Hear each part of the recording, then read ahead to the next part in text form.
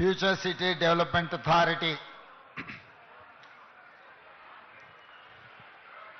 కార్యాలయ పునాది కార్యక్రమానికి అదేవిధంగా కొంగర కలాన్ నుంచి ఆమన్గల్ వరకు దాదాపుగా 45 కిలోమీటర్లు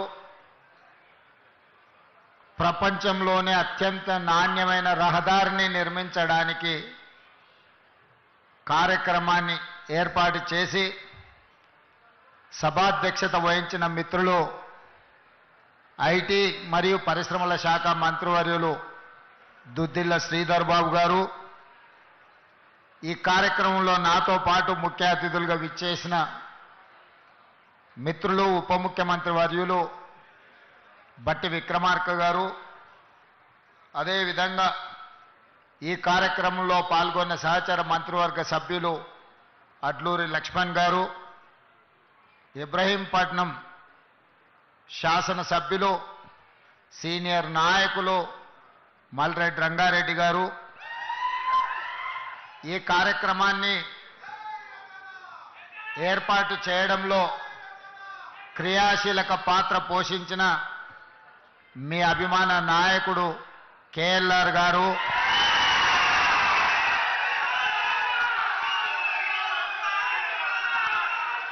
అదేవిధంగా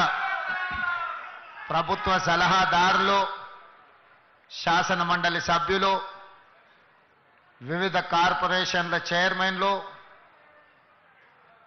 మాజీ మున్సిపల్ మేయర్లు, ప్రభుత్వంలో వివిధ హోదాలలో పనిచేసిన ప్రజాప్రతినిధులు, అదేవిధంగా మున్సిపల్ అడ్మినిస్ట్రేటివ్ శాఖకు సంబంధించిన ఉన్నతాధికారులు, ఫ్యూచర్ సిటీ డెవలప్మెంట్ అథారిటీ ఉన్నతాధికారులు,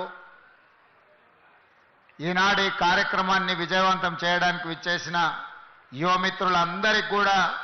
దసరా శుభాకాంక్షలు తెలియజేస్తున్నా.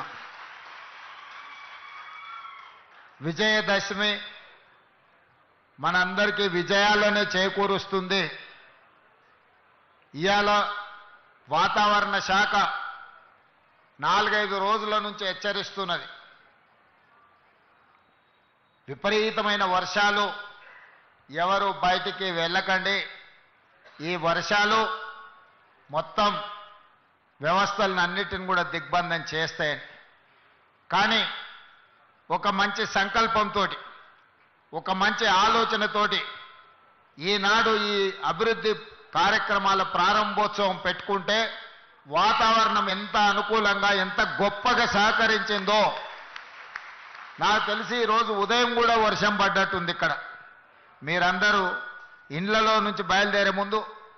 వర్షం వస్తుంది, కార్యక్రమం ఏ విధంగా కొనసాగుతుందో అని మీరందరూ ఆందోళన చెంది ఉంటారని నేను అనుకుంటున్నా. కానీ మనమందరం మనసులో ఎలాంటి కల్మషం లేకుండా భవిష్యత్ తరాల కోసం ఈనాడు ఒక భారత్ ఫ్యూచర్ సిటీని ఈ ప్రాంతంలో ప్రారంభించుకోవాలని అనుకుంటే వరుణ దేవుడు కూడా ఈరోజు మనకు సహకరించి ఈ కార్యక్రమాలను ముందుకు